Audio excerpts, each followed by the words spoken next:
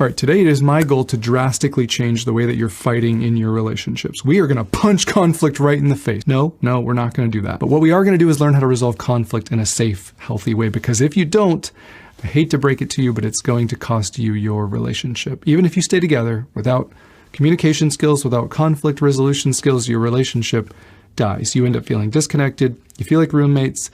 It happens every day. That's just where that path leads. Trust me, I would know. And all joking aside, I had to learn this far too late in my marriage, and it's my goal to do anything I can to help steer you in a different direction. My goal is to actually give you what you want from your relationship. Most of you want to feel close to your partner. Most of you want to feel desired by them. Most of you want to feel respected and valued and loved, right?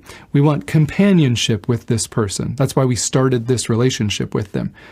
But here's the problem. Without communication, without conflict resolution skills, without developing any skills of empathy or listening or safety during a conflict, you have no chance at achieving those goals. I don't care what your intentions are. I don't care what your hopes and dreams are.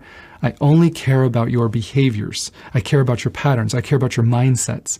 Because I can tell you everything to know about where you're going to end up based off where you are now. And as Emily and I were in counseling together because our marriage was on the brink of collapse because of my own terrible choices, the more we learned about what a healthy, safe, connected relationship looks like, we both came to the realization that we had mutually, unintentionally destroyed our relationship because of how we were handling conflict for years. And at some point, we admitted and agreed that the only way that we're going to get ourselves out of this hole is if we start over completely from a communication and fighting standpoint. That meant completely dismantling our natural defaults and patterns. Not only were they not working, they were hurting us. It meant changing how we viewed conflict, the false narratives we had created around it, the fears we had surrounding it that we didn't even know about, and how we were resolving and repairing it. Because for us, it never led anywhere healthy. It only led to worsening distance and disconnection. So what does all that have to do with you? Well, if you're watching this, my job is to give you the warning I never got. This is the opportunity to start over. Don't wait for a crisis in your relationship or marriage to address this issue. Don't wait for an affair to blow up your marriage. Don't wait until you're either divorced or simply miserable together to work on this. Because it's fixable. It's manageable. It's possible to get the closeness and connection that you want. But like anything important in life, it takes work and effort and collaboration from both of you. And I want you both to do something that we never did that would have saved us from a lot of distance and disconnection. I want you to sit down together and be able to have a mature, kind, respectful talk where you both decide beforehand how you're going to handle conflict. Talk about what you get right. Talk about how you think people should bring up conflict. Talk about any boundaries you have around name-calling or yelling. Talk about what you personally could improve upon in those areas. And if you can't do that because it just turns into another fight, I would beg you to get in front of a professional because your relationship depends on it. But if you are both willing to do this, let's start by answering a basic question. Should your partner be allowed to complain? Should they be allowed to bring up a concern or a hurt or a desire and feel heard and understood? Do you truly care about their feelings? And be careful if the answer is yes, because that's a dangerous answer. That demands something from you. It demands that you not punish them when they do just that, because I can promise you, you're not going to like it when they actually come to you with a negative emotion. You're not going to like it when they have a hurt that you unintentionally caused. Are you prepared for what you're going to do in that moment? Because I wasn't. And I believe the success of our relationship hangs in those moments. It's those moments where we have the largest opportunity to repair any disconnection and reestablish closeness and reassure our partner that we care. Or we have the option to teach them, even if it's unintentionally. You can't rely on me when you're hurt. Don't come to me looking for safety or security or understanding when you're in pain, because I won't be there for you. If I've learned anything from Sue Johnson, it's that underneath most conflicts, one person is always asking, does my partner actually care? Can I rely on them to actually care and move in my direction when I'm hurt or scared or even angry? Can I truly trust them? And it's our job during every conflict to remind them, yes, you can rely on me. Your feelings matter to me. I'm not going to punish you for being vulnerable. You're more important than any fight that we have. Now, how do we do that? In John Gray's book, Men Are From Mars, Women Are From Venus, he gives us this answer. He says, the biggest problem in relationship is this. A woman shares her upset feelings, and as a result, a man feels unloved. To him, her negative feelings sound like criticism, blame, or resentment. And when he becomes defensive or attacks her or dismisses her feelings, she feels unloved. The success of a relationship is solely dependent on two factors: a man's ability to listen lovingly and respectfully to a woman's feelings, and a woman's ability to share her feelings in a loving and respectful way. A relationship requires that partners communicate their changing feelings and needs. So let me ask you, how many of you would say that perfectly describes your situation? How many of us are stuck in that dynamic? Because I bet it's a lot of us. And don't get hung up on the genders. We could replace men and women for partner, and it's still completely accurate. One person can't bring something up without the other person becoming defensive or dismissing their concerns, which only leaves them to feeling unheard and alone, right? And from the other person's point of view, they feel like they can't get anything right, and their partner is always trying to criticize them and complain about what they're messing up on. And they are both missing each other, just like we missed each other. And yet, John Gray reminds us, a relationship requires that we communicate changing feelings and needs. It's not optional. It's essential. And I want you to keep that quote in the back of your mind as we talk about every aspect on how to handle conflict. And so, when Emily and I were rebuilding our marriage, we came to an agreement. The same agreement I want you to come to with your partner. It went something like this: I want to be a safe place for you. If you feel hurt, if you feel disrespected, if you feel neglected, I want to know. Your feelings aren't a burden to me. They're real and they are important. I want to keep short accounts in this relationship. I don't want either of us building up resentment or avoiding conflict out of fear of the other person's reaction or because they just want to keep the peace. We know that doesn't work. And if one of us is bringing up a hurt or a concern, let's both hold each other accountable to doing it respectfully and vulnerably without criticism or passive aggressiveness or blame. And let's receive any complaints without getting defensive or invalidating or dismissing the other person's feelings. So here's the question. Will you both agree to that as well? This is not about perfection. This is about direction and intention, because I still mess up, but I'm open to her lovingly calling me out. I take accountability personally and relationally. I apologize for my part. I'm not saying apologize for things you didn't do. I apologize for what role I believe I caused, and I validate how my actions could have affected her. And I ask her what she needs from me in this moment to repair, and that makes all the difference. You get two people who actually want to do those things, you can move mountains in your relationship. Most of our relationship issues are because at least one person refuses to do that, isn't it? Now, for some of you, especially men, you're terrified that if you actually gave your partner the green light to complain, that they would use it against you, right? They would take that and run with it and constantly be telling you what you're doing wrong. And I think that's important to note, because what that means is that you don't trust your partner. Like on a fundamental level, you don't trust them not to hurt you. And that's a really big deal, because I don't think we can have safety and intimacy and respect in a relationship when one person doesn't feel safe to express their feelings without being punished. Or if someone feels like they have to walk on eggshells because they're constantly criticized or attacked, right? If either one of those is you, you need to be talking to a professional about that. And if you're dating someone and you don't have kids with them and they won't see a counselor with you, I would seriously consider ending that relationship, because you know you deserve better than that. I am certainly not advocating that we create a culture of complaining where we are very negative and critical and we use our partner as a punching bag for us to vent out all of our grievances all the time. That person is generally insecure, unhappy, inconsiderate, and will never succeed in their relationships or life in general. Of course, we should be picking our battles and using discernment when it comes to when and how and what should be brought up. But I'm also not advocating that we sweep important things under the rug and avoid conflict just because we're scared of how our partner will react, or because we're just scared of being vulnerable in general, so we keep everything inside. Those are both opposite ends of an unhealthy spectrum, and they don't lead to the relationship that you ultimately want. So Emily and I agreed. We wanted to trust each other. We wanted to be a safe place for each other. Those weren't true before. So in order to build that, it requires things from us, just like it will you. It's not a passive outcome. It means truly starting over, truly challenging our defaults and holding ourselves accountable. It meant being intentional and learning how to be vulnerable and self-reflective, possibly for the first time.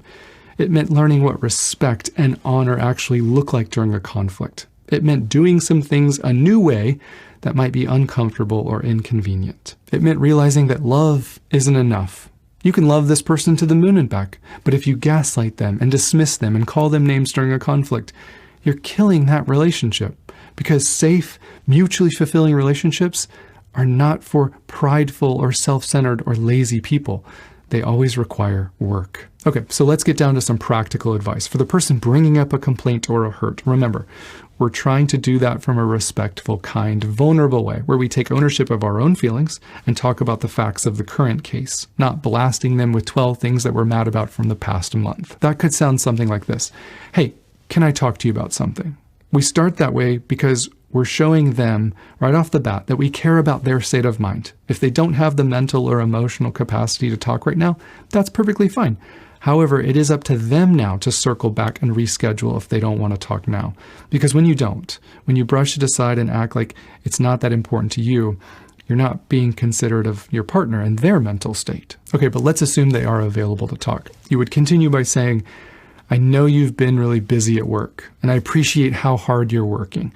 I realize you're not doing this intentionally, but I've been feeling pretty neglected lately. I've really missed us. You used to hug me before work, you used to kiss me goodnight, and now it just feels like you're on your laptop so much that you don't even have time to talk to me anymore, and I've been feeling abandoned and rejected. Notice how there was no criticism, no blame, no contempt, no name-calling or yelling. We gave them the benefit of the doubt. We acted like they at least weren't doing this intentionally, and we just were sharing how we were feeling, and we acted like they actually cared. We didn't say, you're a selfish narcissist who only thinks about themselves. And we also didn't say, you're neglecting and rejecting me. Now, why is that important? Because it's subjective, it's arguable, and it puts most people on the defensive. It would me, at least. They will immediately say, I'm not neglecting you. But it's much harder to argue with someone who says, well, I feel neglected. Now, people still argue. I mean, that's called invalidation, and it destroys relationships. Because when someone tells you that you don't have the right to feel something, it's less likely that you're going to trust that person or feel safe around them in the future, isn't it? Because the truth is, it's actually courageous when someone shares their feelings with us in a vulnerable way, and we should never punish that. At the end of the day, conflict is not bad. Conflict is unavoidable. You will have conflict in your relationships, either externally or internally. Conflict itself isn't bad, but when we avoid it, or when we do it wrong, it will be detrimental to the relationship. Because the goals are safety and trust and honesty and mutual respect and a partnership where we actually care about each other's experience, right? If those aren't your goals, then your relationship is always going to flounder. And we can still achieve those goals even during conflict. Because if we do it right, conflict can actually be something that draws us closer together instead of tearing us apart. Because that's the natural state of your relationship, to drift away from each other. You have work and kids and life and aging parents and stress and our own trauma and baggage. How do you think all that is going to impact your relationship? You think it's going to have a neutral effect on things? No. It's our job to be proactive. It's our job to check in and keep short accounts. It's our job to create a climate of safety. It's our job to intentionally prioritize our partner and love them in the ways that they feel it most. It's our job to listen for the hurt underneath the frustration and the unmet needs underneath the complaints. Because at the end of the day, we chose to love them. Don't tell me you love your partner, but you refuse to do these things, because this is how love is demonstrated. Okay, so what do we need to change? Well, Dr. John Gottman did a study of thousands of couples, and he was able to predict which ones would divorce with 90% accuracy based on the chronic presence of 4 behaviors during conflict: defensiveness, criticism, contempt, and stonewalling. Now, we can all be guilty of these some of the time, but just because that's true, it doesn't make them any less corrosive to our relationship. Marriage experts agree these are destructive and they should be avoided. They are like poison within our relationship, and that means if we want to protect our closeness together, we should be on high alert for them. The problem is we don't usually see these in the mirror. This is where self-reflection comes in. Because most of us have the type of relationship that if your partner came to you and said, hey, sometimes during a conflict you get defensive, we would immediately say, no, I don't. Does anyone else see a problem with that? Because 2 things might be happening when you get defensive. Maybe they are unfairly attacking you. Maybe they're calling you names, accusing you of things that you didn't do. And of course, it's natural to want to defend yourself. But if someone is calling you names, you probably shouldn't be continuing in that argument anyways, right? But the other thing that might be happening is we're coming into this situation or argument with some wounding from our past, maybe some unhealed trauma that we're not even aware of. And what we don't realize is because of that wound, even if someone was calm and respectful, you would still interpret any negative emotion that they had as an attack, which means that you will counterattack and defend and argue and dismiss. Why? Why would we do something like that clearly pushes our partner away instead of comforts them when they're in pain? Because you were conditioned as a child to protect yourself. You couldn't trust that other people actually care about your feelings and needs. And there's a part of you that's still stuck in that fear and shame, feelings of unworthiness, feelings of fear that you won't be loved if they knew the real you and that you're going to be abandoned. And so often we can't separate identity from behavior. When someone says that we hurt them unintentionally, what we hear is them saying, you're a bad partner and I'm going to abandon you. So we fight back. We defend ourselves. We minimize their feelings because we're fighting against the idea that we're bad. That's the story that we're telling ourselves. The only problem is they didn't say we were bad. They didn't say they wanted to leave us, or at least they shouldn't be saying that. All they said was we accidentally hurt them. And when we dismiss or invalidate their feelings, when we refuse to take any accountability and we defend, it doesn't protect the closeness. It kills it. Now, do they have a role in not criticizing us or being contemptuous towards us during an argument? Absolutely. Dr. Gottman mentioned those as well. He said those were unacceptable. Telling your partner, you never, you always, you're so lazy, you're such a narcissist, you're stupid. Those are equally destructive as defensiveness. And when we have some unhealed trauma, we can so easily default to some of these. Even if we have a partner who's not attacking us, we still stonewall or shut down during conflict because our bodies don't know the difference, and it's throwing us into fight or flight mode regardless. And unfortunately, that means that the thinking part of our brain completely shuts off, and we end up defaulting to destructive coping mechanisms from the past that unfortunately are hurting us in the present. Defensiveness leaves your partner feeling unheard and alone. Criticism leaves them feeling attacked and belittled. Contempt leaves them feeling inferior and rejected. Stonewalling leaves your partner feeling completely abandoned. We're passive-aggressive and critical, and we blame because we're terrified to actually be vulnerable and open up and admit we are in pain. We're terrified to admit that we need them, not in an unhealthy codependent way, but in a healthy interdependent way. We need each other. We need to lean on each other. We're supposed to be on each other's team and trust each other. We're supposed to be a safe place for each other if we want this to ever work. And I say all that because sometimes the solution isn't just stop being defensive or just be more vulnerable and talk about your feelings. Sometimes, if you're like Emily and I, you need some counseling and therapy to work through some of those old coping mechanisms and understand that they're there for a reason. They were protecting you in some way, but they're hurting you now. So we have to have the courage to do something different. We have to learn how to pay attention to our feelings and learn what our body goes through when it's dysregulated and triggered. We have to admit that this hurts our partner and I don't want to do this anymore. For me, when I'm dysregulated, my heart rate goes up, my face gets flushed, my voice gets higher, I'm arguing, I'm interrupting more. These are the clues that a conflict is turning into a fight, and fights don't lead to reconnection. They usually lead to distance. So in those moments, one of us needs to have the clarity to say, hold on, time out. I think we're getting a bit too heated. Let's take 30 minutes and come back to this discussion because what you're saying matters to me. That's not weakness. That's strength and maturity. And anyone who says you're being immature by leaving or that you're skirting responsibility, that's absolute garbage. It doesn't do anyone any good by staying and fighting with an immature person or staying and fighting when we're flooded and too heated. And the last thing I'll say about this is from a boundary standpoint. Discuss these beforehand. If someone calls you names, if someone yells at you, if someone chronically invalidates you, I would set boundaries around those and leave those conversations. Boundaries are not about control.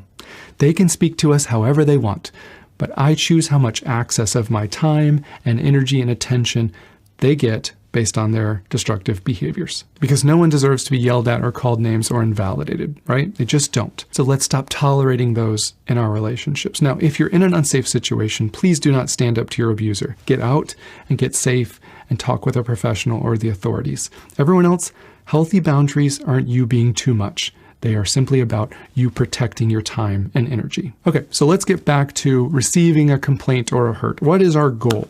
Our goal is to listen to understand. We default to curiosity instead of defensiveness. We try to see their experience through their lens, not just ours. It means we ask a follow-up question or two. What led you to feeling that way? The last thing that we want to do is launch into our own justifications and why they're making a big deal about nothing. All that does is communicate, we know best. We've already judged this situation and you are just being too emotional. Do you know what that's called? Invalidation, as in your feelings aren't valid, which would make anyone feel abandoned and unheard by their partner. So we need to have an atmosphere where we can hold space for their complaint. We look them in the eyes, we follow the conversation, we nod along, and we occasionally say, I can see why you would feel that way. Thank you for telling me that. Once again, if you feel like saying this is only going to lead to them walking all over you, then there's larger issues in the relationship surrounding trust. And relationships always break down when there's no trust. Even if you don't agree with their feelings, you can still honor their experience as valid and explore it with them. So how do we do that? Well, we create a climate where they know that they are safe and that we're here with them, we're present, we're tracking, we're active listening, we're not interrupting or getting defensive or rolling our eyes. We're treating them like someone we love who is hurt. We pay attention to the stories that we're telling ourselves. We pay attention to our interpretation of the events. We remind ourselves, our interpretation might not be correct. Both sides need to do this. But we remember that they're simply sharing their heart. We would want them to feel safe when they did that. And then we validate. Even if we don't agree with their feelings, we can still ascribe value to them. That means they matter to us. We can say, it makes perfect sense why you would feel neglected. We can empathize. Yeah, I would probably feel the same way. And then we can own it and apologize. Although it wasn't my intention to hurt you, I can completely see how it did, and I am sorry. I'm going to make sure that I hug you and kiss you before bed and chat with you. In fact, how about I get a babysitter for Friday night and I take you out, just the two of us? All right, this is the last thing I'm going to say on validation, and it could upset some of the women listening, so if that's you, I'm sorry. If you make an accusation or an interpretation, I'm teaching him to validate your feelings, not your accusations. You might say, you disrespected me.